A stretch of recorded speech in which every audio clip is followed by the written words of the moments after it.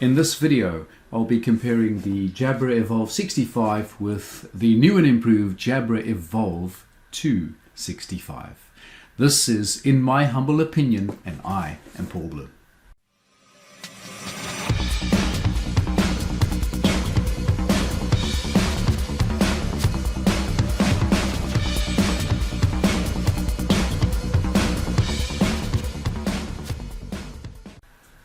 Got my hands on the Jabra Evolve 65, but also the new and hopefully improved Jabra Evolve 2 65. So I'm going to do a little comparison, just looking at the two units and tell you about my opinion of these two.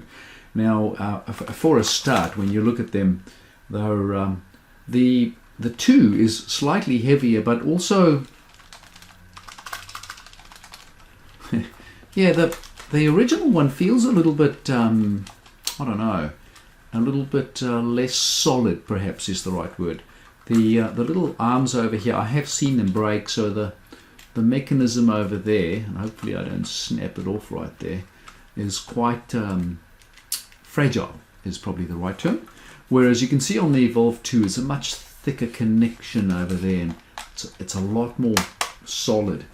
Right, so definitely an improvement on the Evolve 2 as far as that's concerned. The other thing, of course, is just, I guess we'll just move around and have a look at it.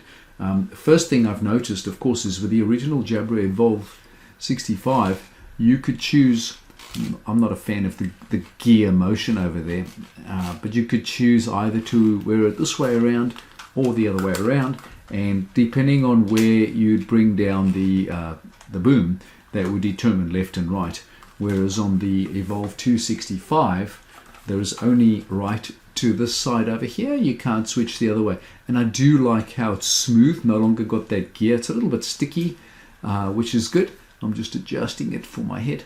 There we go, much smoother. It doesn't go the other way. And to indicate left and right, you'll see little perforated holes. I don't know if you can tell over there, left and right, the R and the L on the little perforated holes. So that's good, and I don't mind that at all. I'm not too worried about which side the boom is, provided that I get good audio.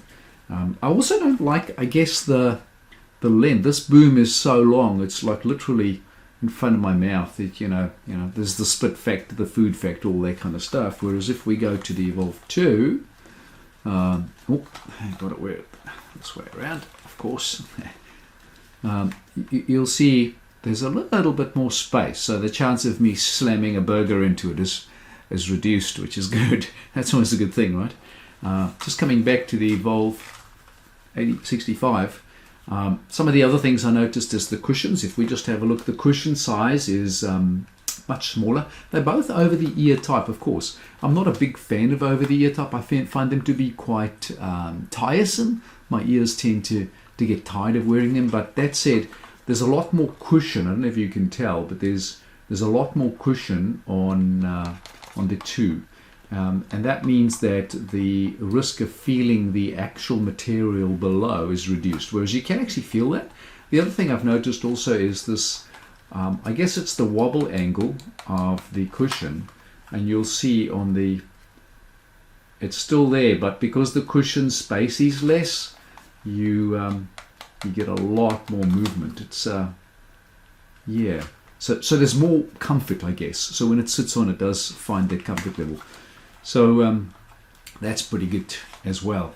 Now, just moving around, when we look at the actual material and the sponging, there's zero sponging going around here. This Alice band, if you want, is pretty solid. It's nice and flexible. I've never seen one break because of the spring steel that is within that boom.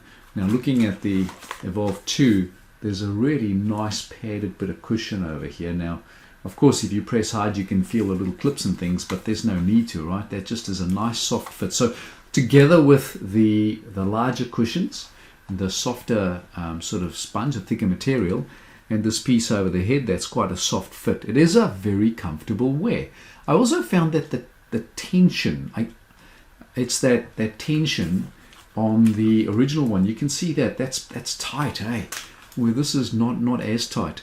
So I find that many of the headsets today are too tight. And then, of course, the evil is that you can look at the distance over there. And then when you have a larger head, look at the distance now. So the bigger your head is, the bigger you have to set the headset, the tighter the squeeze. How evil is this world? So this is not a problem only found on Jabra. This is a problem across many headsets I've seen. Let's have a look over here. Right, and let's extend it out. Let's see what happens. Yeah, still has the same sort of problem, but we've got a lot more flex in this bow. It's a lot softer. And you'll see when it flexes, it actually flexes. Yeah, it flexes a little bit better, so it's not as tight. Okay, very good. Moving on. The boom here, there was this idea or this concept, little magnet that tucked away in there, and that the idea was that it would stay in there, but the magnet was just not strong enough, and so it would just keep on popping out. And I see they've moved away from that now, which is good. I'm happy about that. Some of the other things, just looking at the design, this, wouldn't you agree, this looks like a much more sleek sort of business variant. You know, it's got that sort of smart business look to it, whereas this is more sort of consumer looking, you know, the little silver trimmings, the little orange line, which is matched by, of course, the cables. I'll just pop them out over here if I can find them. What do I do with them? There we go. So the original Evolve 65 has this orange cable which matches this kind of colored line over here, with kind of a sporty sort of trendy look, but that is no longer the case. This is now the new cable, which is back to black. A little mystery, of course, this is very, very similar to the orange you find in some of the poly products. So I suspect there's potentially been some conversations about colors and things, perhaps behind closed doors. Who knows? But I'm happy to see the end of that color, just by the way. I prefer this much more business looking unit. I've had a play with this for a while, and yeah, the active noise cancelling is very, very similar for these two, and there are some YouTube videos where you can actually listen to the sound. I can tell you hands down that the sound on the Evolve 265 is superior for sure. It's noticeable. You don't need any special skills to hear that. So the verdict, the Evolve 65 was a great product for its time. Things have moved on, and they've learned some things about comfort. They've learned some things about the wearing styles and how people use these, and of course learn from breakages and so on. And so they've come up with Gen 2, and Gen 2 is an improvement in every one of those aspects. So a good design, a good audio experience, and great for using on the run. One other thing just before I sign off, well, these the carry bags, Evolve 65, Evolve 2. So again, in harmony with that orange sort of sporty look, this has got the orange inside, and it's this neoprene stretchy rubber. It's got a little Velcro pocket over here. I do like the little Velcro pocket, which is really hard to open. Don't know how much longevity you'll get out of it, because Velcro, you know what that does. But good for you to tuck away the cable and the little dongle.